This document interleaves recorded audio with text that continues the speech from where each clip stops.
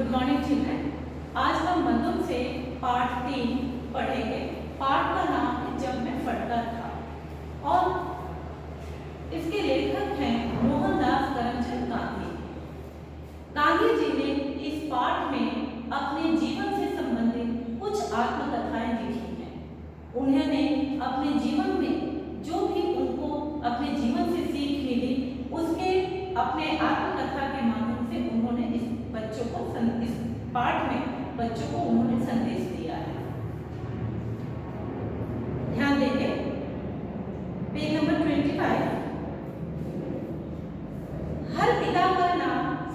मेरे पिता का नाम करमचंद गांधी था। गांधी जी के पिताजी का नाम क्या होता है? करमचंद गांधी। वे राजकोट के दीवान थे। वे सत्यप्रिय, साहसी और उदार व्यक्ति थे। वे बहुत न्यायप्रिय थे। मेरी माता का नाम पुतलीबाई था। उनका स्वभाव बहुत अच्छा था। पूजा पाठ किए बिना वे भोजन नहीं करते थे। यानी गांधी जी इन पंक्तियों के माध्यम से अपने माता पिताजी का परिचय दे रहे हैं और उनके व्यक्तित्व के बारे में बता रहे हैं। उनके पिताजी का नाम करमचंद गांधी और माता का नाम पुतलीबाई था। करमचंद गांधी क्या थे? वे राजकोट के दीवान थे। वे कैसे, उनका व्यक्तित्व कैसे था? सत्यप्रिय, साहसी और उदार व्यक्ति थे। वो बहुत ही सत्य यानी कि सत्य को मानने वाले, साहसी और उदार व्यक्ति थे। वे बहुत न्यायप्रिय थे। मेरे माता का नाम पुतलीबाई था। उनका स्वभाव बहुत अच्छा था। पूजा पाठ किए बिना वे भोजन नहीं करते थे। उनकी माता का नाम पुतलीबाई होता है और उनका स्वभाव बहुत ही अच्छा होता है। वो बिना पूजा पाठ किए कुछ भी नहीं खाते थे, यानी कि पूजा पाठ करके ही वे भोजन करते थे। अब गांधी जी अपने बारे में बताते हैं। मेरा जन्म 2 अक्टूबर 1869 को पोरबंदर कहाँ है? गुजरात में हुआ। वहां से पिताजी जब राजकोट गए तब मेरी उम्र 7 वर्ष रही होगी। एक कक्षा पार करके मैं हाई स्कूल में आ गया। यानी कि गांधी जी के पिता जब गांधी जी 7 वर्ष के थे तो वो कहाँ गए? राजकोट गए और एक कक्षा पार करके मैं हाई स्कूल आ गया। अब धीरे धीरे वो बड़े होने लगे और कहाँ तक पहुँच गए? हाई स्कूल, यानी कि क्लास 10 तक। हाई स्कूल किसको कहा जाता है? क्लास 10। मैं हाई स्कूल में मंद बुद्धि विद्यार्थी नहीं माना जाता था। मुझे अपनी होशियारी का कोई गर्व नहीं था। मैं हाई स्कूल में मंद बुद्धि विद्यार्थी, यानी कि गांधी जी बहुत उनका स्वभाव जो था वो बहुत ही शालीन था, बहुत ही शांत थे। तो मुझे अपनी होशियारी का गर्व नहीं था, यानी कि वो होशियार व्यक्ति थे, उनको इस चीज का घमंड नहीं था। इनाम या छात्रवृत्ति पाने पर मुझे आश्चर्य होता था। गांधी जी का व्यक्तित्व इतना सरल था कि जब भी उनको कोई इनाम दी जाती थी या छात्रवृत्ति दी जाती थी तो उनको बहुत ही आश्चर्य होता था। अपने आचरण की मुझे चिंता रहती थी। मेरे हाथों कोई ऐसा काम हो जिसके लिए शिक्षक मुझे दंड दे, यह मेरे लिए असहनीय था। यानी कि उनको अपने आचरण की बहुत ही चिंता रहती थी। यह मेरे लिए असहनीय, यानी कि बिना कारण उन्हें कोई कुछ दंड दे वो उनके लिए असहनीय होता था। मुझे याद है कि एक बार मुझे मार खानी पड़ी थी। मुझे मार का दुख न था, पर मैं दंड का पात्र समझा गया। इस बात का बहुत दुख था। यानी कि गांधी जी अपने व्यक्तित्व के बारे में बताते हुए कह रहे हैं कि मुझे याद है कि एक बार मुझे उनको मार खानी पड़ी। गांधी जी को एक बार मार खानी पड़ी थी। गांधी जी को इस बात का दुख नहीं था कि मैं मार खाया, उनको इस बात का दुख हुआ कि मैं उस दंड का पात्र समझा गया। यह बात पहली या दूसरी कक्षा की, यह कब की बात है? जब गांधी जी पहली या दूसरी कक्षा में रहे होंगे तब की ये घटना थी। दूसरी बात 7वीं कक्षा की है। अब तो गांधी जी अपने आत्मकथा के बारे में दूसरी कहानी क्या बता रहे हैं कि जब वे 7वीं कक्षा में थे तब वो दूसरी घटना बता रहे हैं। हमारे मुख्य अध्यापक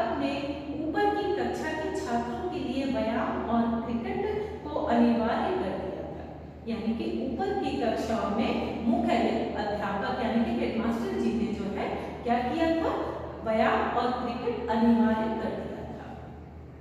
मेरा मन इनमें न लगता था। गांधी जी का मन जो है व्यायाम और खेलने में नहीं लगता था। खेलना अनिवार्य होने के पहले मैं कभी व्यायाम करने या क्रिकेट खेलने गया ही नहीं था। अब मैं यह देखता हूँ कि व्यायाम के प्रति मेरी यह अरुचि एक गलती थी।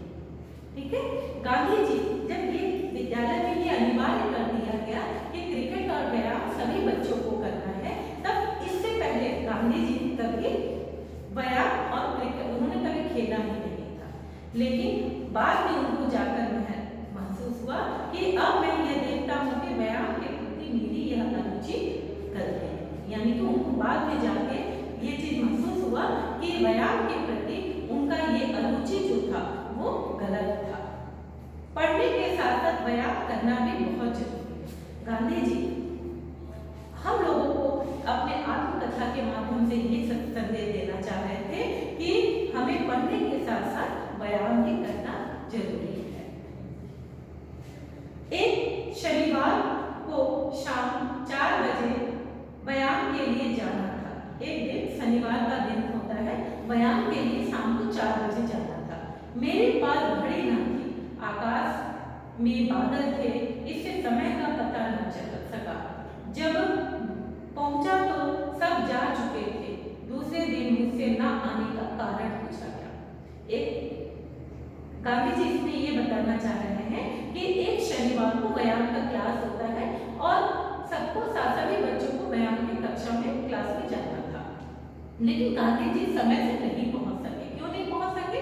क्योंकि गांधी जी के पास घड़ी ना था और वो जब विद्यालय पहुंचे तो सभी बच्चे उस समय जा चुके थे।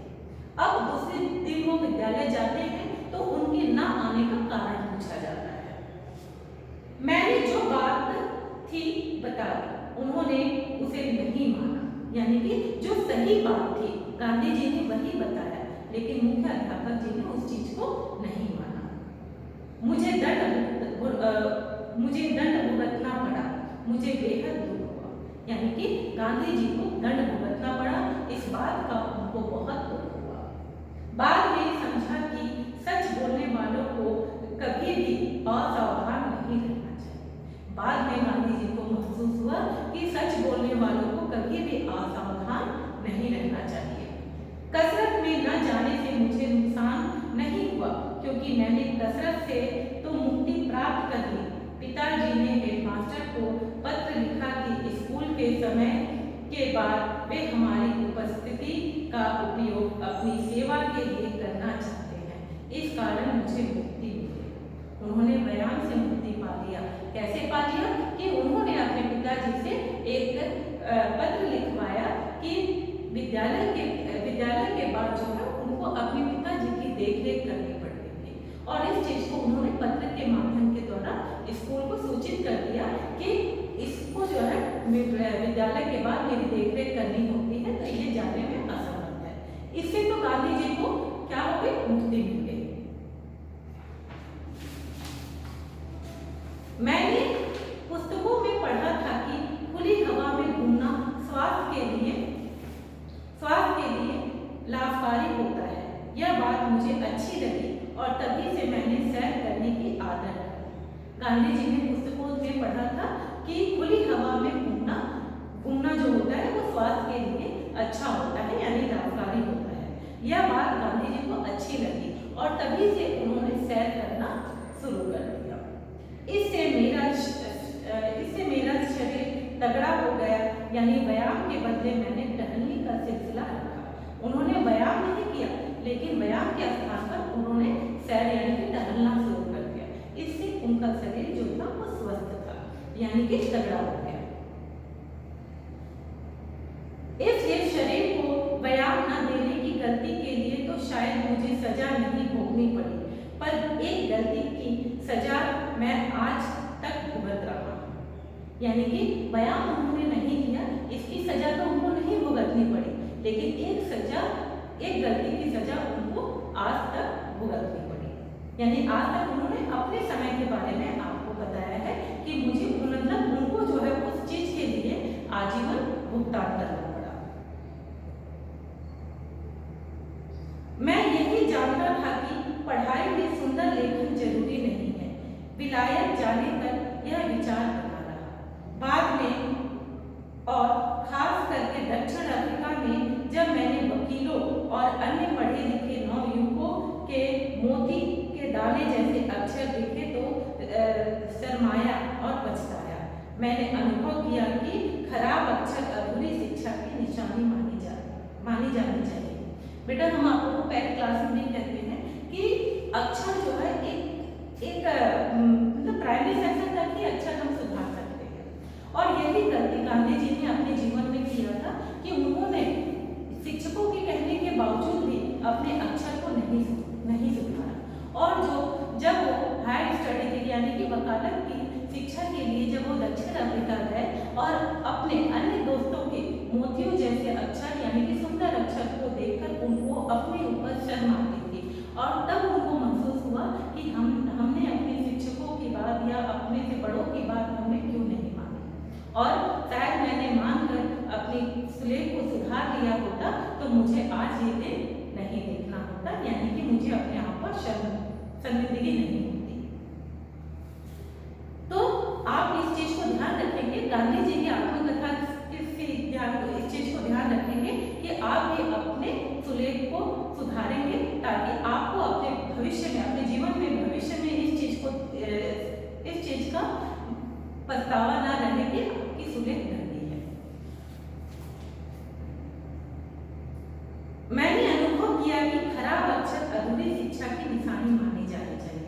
गांधी जी ने ये अनुभव किया कि खराब सुलेख जो है वो अधूरी शिक्षा है।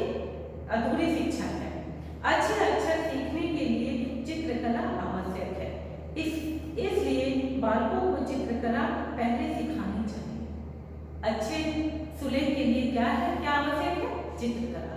इसलिए गांधी जी ने ये संदेश दिया है कि अच्छे सुलेख के लिए सबसे पहले बालकों को चित्रकला सिखानी चाहिए। अच्छे अक्षर सीखने के लिए चित्रकला आवश्यक है, इसलिए बालकों को चित्रकला पहले सिखानी चाहिए। जिस तरह पक्षियों, वस्तुओं आदि को देखकर बालक उन्हें याद रखता है और आसानी से पहचानता है, उसी तरह जब चित्रकला सीखकर चित्र आदि बनाने लगे तभी अक्षर पहचानना और लिखना सीखे तो उसके अक्षर छपे अक्षरों के समान सुंदर होंगे। यानी कि लेखक गांधी जी ये कहते हैं कि जिस तरह बच्चे जो होते हैं वो पशु पक्षियों की बोलियों की ज्यादा नकल करते हैं और उसी तरह से उन्होंने कहा है कि बच्चों को चित्रकला देखकर बनानी चाहिए। इससे क्या होगा, बच्चों का सुलेख जो है वो सुंदर होगा। इस समय के विद्या अध्ययन के कुछ संस्मरण और भी उल्लेखनीय है। यानी कि इस समय जब गांधी जी विद्यार्थी जीवन में थे तो उनकी कुछ और भी यादें हैं जो उल्लेखनीय है। छठी कक्षा में मेरे संस्कृत शिक्षक कृष्ण शंकर मास्टर बहुत बड़े मिजाज के थे। मास्टर बहुत कड़े मिजाज के थे।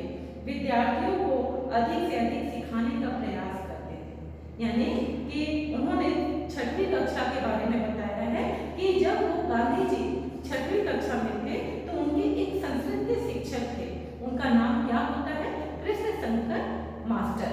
और वो बहुत ही कड़े मिजाज के होते हैं।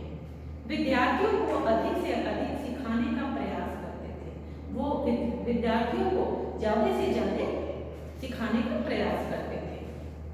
परंतु मैंने संस्कृत की कक्षा छोड़कर फारसी की कक्षा में बैठना शुरू कर दिया। गांधी जी ने संस्कृत की कक्षा छोड़कर वो किसमें बैठने लगे? फारसी की कक्षा में उन्होंने बैठना शुरू कर दिया। क्यों? क्योंकि जो कृष्ण शंकर मास्टर जो थे वो बहुत ही कड़े मिजाज के थे।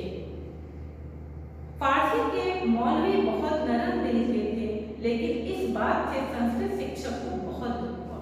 फारसी के जो मौलवी जो थे वो बहुत ही नरम दिल के थे, लेकिन इस बात से संस्कृत शिक्षक को बहुत दुख हुआ। उन्होंने मुझे समझाया, मैं तो सब छात्रों को बढ़िया संस्कृत सिखाना चाहता हूँ। आगे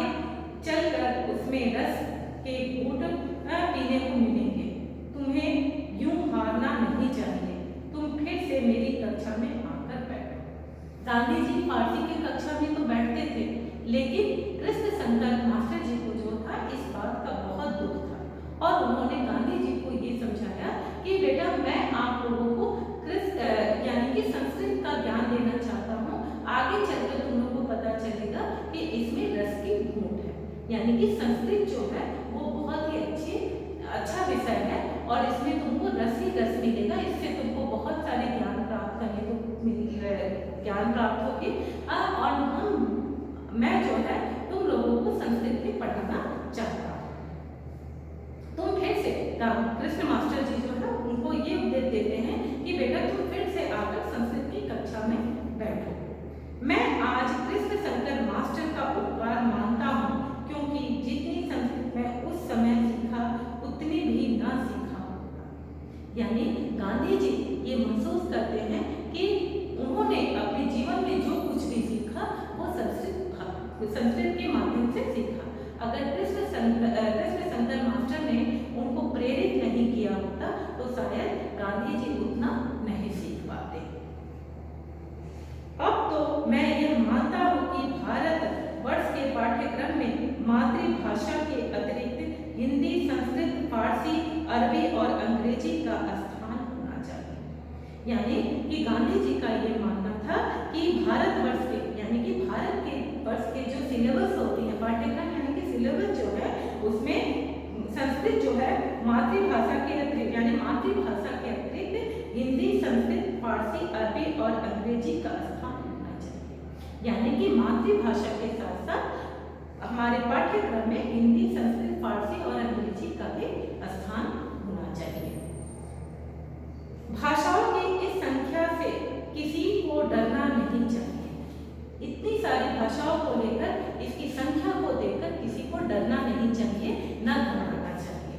भाषा पद्धति पूर्वक सिखाई जाए और सब विषयों को अंग्रेजी के माध्यम से सीखने सोचने का बोझ हम पर न हो। यानी कि भाषा को अगर हम पद्धति को सिखाई जाती है और सब विषयों को अंग्रेजी के माध्यम से सीखने सोचने का बोझ हम पर ना हो तो ये भाषाएं सीखने में बहुत ही आनंद आएगा। यानी कि गांधी जी का ये कहना है कि केवल एक भाषा का हम पर अगर बोझ ना हो, अगर इन सभी भाषाओं का अगर हम प्रयोग करेंगे तो हमें पढ़ने में आनंद आएगा। जो व्यक्ति एक भाषा को शास्त्रीय पद्धति से सीख लेता है उसके लिए दूसरी भाषा का ज्ञान सुलभ हो जाता है। अगर एक व्यक्ति किसी एक भाषा को शास्त्रीय यानी कि विधिवत सीख लेता है तो वह उसे दूसरी भाषा का ज्ञान आसानी से हो जाता है या उसको